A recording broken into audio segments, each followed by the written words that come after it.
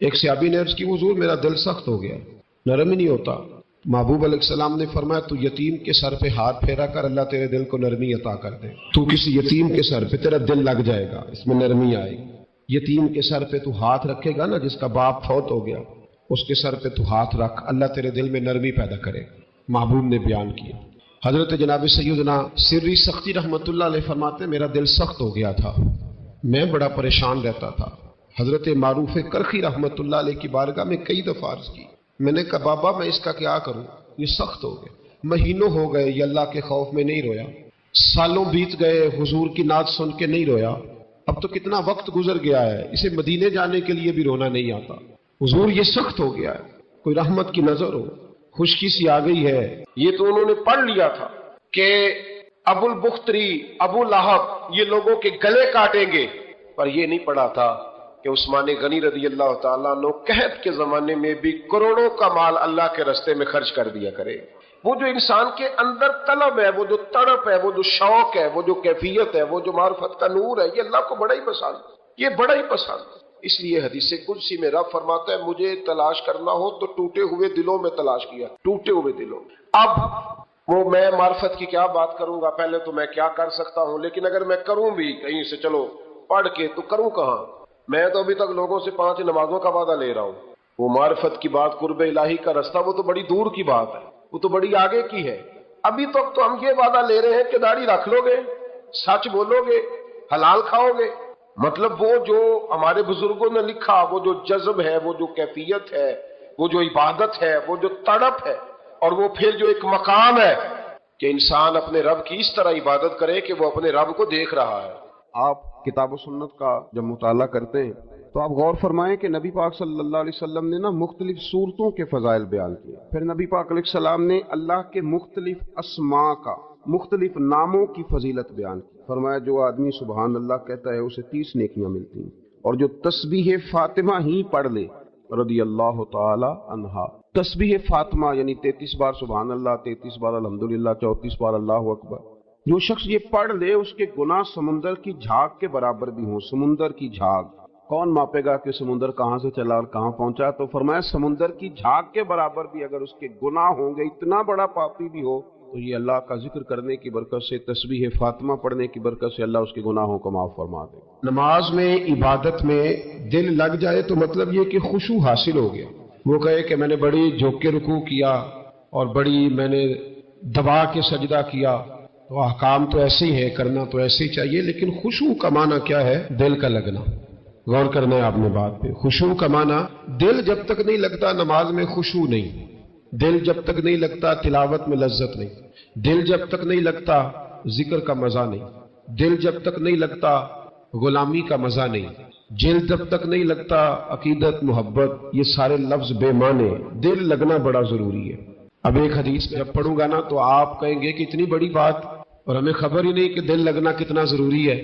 نبی پاک علیہ السلام کا فرمان صحیح مسلم میں موجود ہے، حضور نے فرمایا میں اس دل سے پناہ مانگتا ہوں جو دل تو ہو پر اس میں خشوع نہ ہو، پناہ مانگتا ہوں اس دل سے، دل ہو پر وہ لگا ہوا ہی نہ ہو، نہ نماز میں لگے، نہ عبادت میں لگے، نہ وہ اللہ کے ذکر میں لگے، میں پناہ مانگتا ہوں ایسے دل سے۔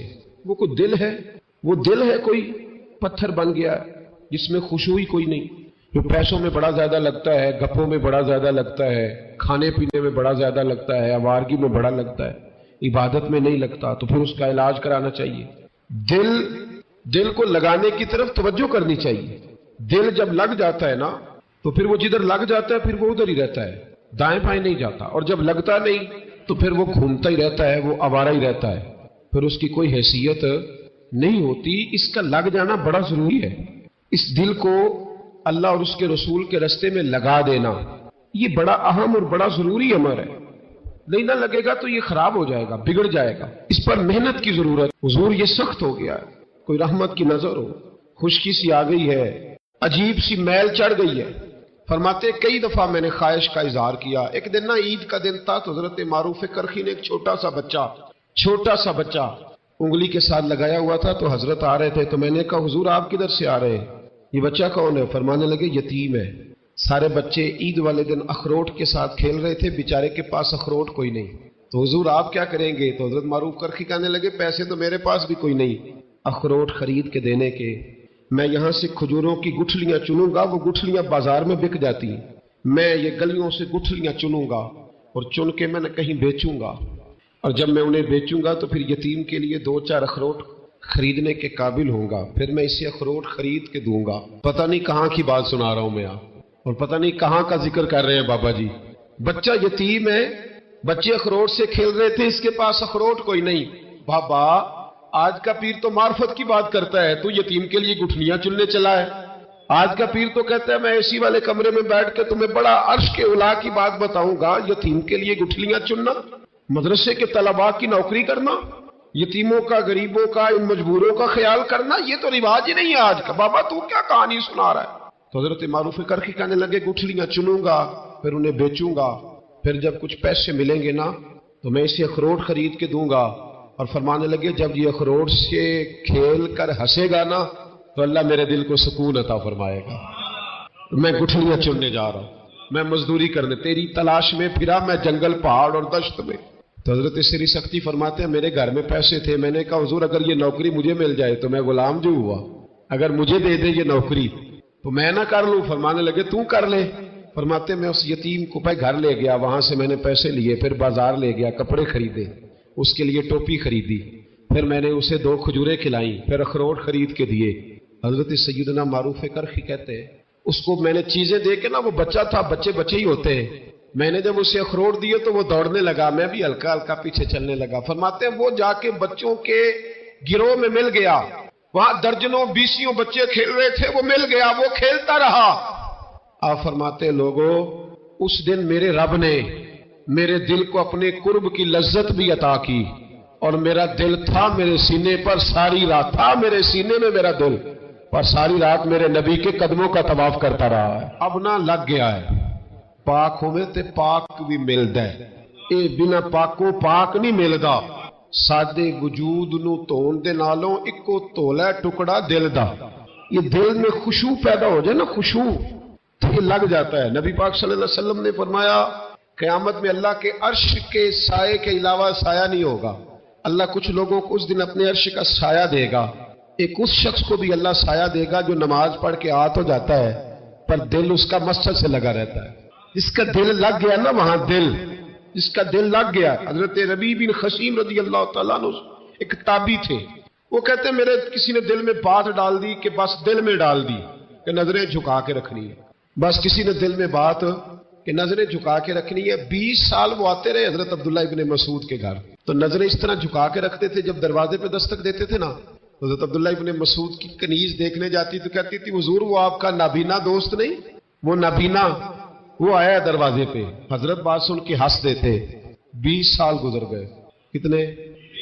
کسی کو کہا جائے نا پیر صاحب مرید کو وظیفہ بتائیں کہ 20 دن کرنا ہے، تو نام دن پوچھے تو کہندے میں ادھر نہیں کیتا جدن تساں دسیا سی، اس دن تو میں نے کیا تھا۔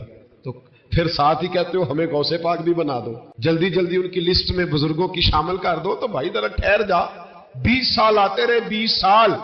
ایک دن کہا تھا کسی نے نظر جھکا کے رکھنا، تو کہتے کنیز باہر جاتی، کہتی حضور آپ کا وہ نابینا دوست نہیں وہ آیا، تو حضرت ہنس دیتے۔ 20 سال گزر گئے تو کنیز ایک دن کہنے لگی حضور میری جرت تو نہیں پر مجھے بتائیں تو صحیح کہ میں جب بھی آگے کہتی ہوں نابینا ہے آپ ہنستے ہیں، میں نے 20 سال نہیں پوچھا، آج تو زمانہ بیت گیا، بتائیں تو صحیح۔ آپ فرمانے لگے وہ نابینا نہیں، اس کا دل لگ گیا ہے، یہ بات بیٹھ گئی ہے کہ نظریں جھکا کے رکھنی ہے۔ وہ نابینا نہیں، اسے تو نظر آتا ہے، آج جب آئے گا نا تو پردے کے پیچھے کھڑی ہو کے دیکھنا جب دوبارہ آیا تو بی بی کہتی ہے پردے کے پیچھے میں نے کھڑے ہو کے دیکھا، وہ تو آنکھیں کھول کھول کے دیکھ رہا تھا، اس کا دل لگ گیا تھا کہ جب کوئی عورت نظر آئے تو پھر نظر جھکا لینی، پھر نابینا بن جانا ہے، تو سو بن گیا تھا، لگ گیا دل اس طرف، تو بات بن گئی۔ تو حضرت عبداللہ ابن مسعود جناب ربیع بن خثیم رضی اللہ تعالیٰ عنہ سے فرمانے لگے تو تابعی ہے، کاش تو صحابی ہوتا، اور مجھے امید ہے اگر مصطفیٰ کریم تیرا چہرہ دیکھتے تو ضرور تجھ سے راضی ہوتے، کاش تو صحابی ہوتا۔ بھائی اس کا علاج کرائیں، خوشبو ہی نہیں ہے، دل لگ ہی نہیں رہا۔ آپ یقین کریں بہت سارے ایسے لوگ ملنے آتے ہیں، دل کرتا ہی انہیں کہا جائے یار تو چلا جا، پھر کبھی آنا۔ تو یہ کیسی بات ہوئی؟ تو بیٹھا کسی کے پاس ہے، سوچ کسی اور کو رہا ہے، دیکھ کسی اور کو رہا ہے، جو تجھے دیکھ کے پھر کسی اور کو بھی دیکھے۔ ایک تماشائی ہے وہ طالب دیدار نہیں، ओ भाई नहीं दिल मानता कि तू यार किधर तू, मतलब तेरी तवज्जो ही नहीं, तू पता नहीं कौन है, किसको तू सोच रहा है, किसकी तरफ तू देख रहा है, किस लिए तू आया है। भाई सारा जमाना लाइन में खड़ा था प्याले लेके, सबको खैरात मिली, एक आदमी के जो प्याले में गया वो गिर गया। उसने साथ वाले से पूछा यार मेरा तो गिर गया, मिला तो था पर गिर गया। उसने कहा असल बात ये थी कि तेरी तवज्जो किसी और तरफ थी, तेरा ध्यान किसी, मैं 20 साल जाता रहा हूं तो तेरा ध्यान किधर था, तवज्जो किधर थी? तू 50 साल भी जा पर तेरा दिल ही नहीं लगा हुआ, तेरा ख्याल ही हाजिर नहीं, तू कहीं और रहता रहा है, वहां तू था ही नहीं। जिंदगी में वो अजीब लम्हा था, वो मेरे साथ था पर मैं तन्हा था। मेरे अजीज याद रखे जब तक दिल नहीं ना लगता। उसने कहा यार मेरा तो सारा गिर गया। उसने कहा गिरा इसलिए है कि तेरा ध्यान, दिल लग जाए ना तो जो चीज आई होती है वो गिरती। चंगियां दे लड़ लगी सन ते मेरी झोली च फुल पै ते भैड़िया नाल मैं रल गई ते मेरे अगले भी डुल गए।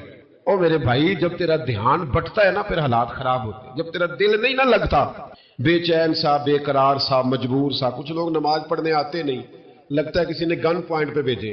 ऐसे लगता है अगर 2 मिनट कारी साहब लेट हुए तो लगता है ये गोली मार देंगे। तो पता नहीं मैं ही मस्जिद आ गया हूं और ये क्या है, मतलब इतनी बेचैनी है, बेकरारी है, टेंशन है, तेरा दिल ही नहीं लगा हुआ। तू ठहर तो जा, तुझे पता नहीं तू उस जगह आया है जिसके बारे में बुजुर्ग फरमाते हैं मोमिन को मस्जिद में यूं सुकून मिलता है जिस तरह मछली को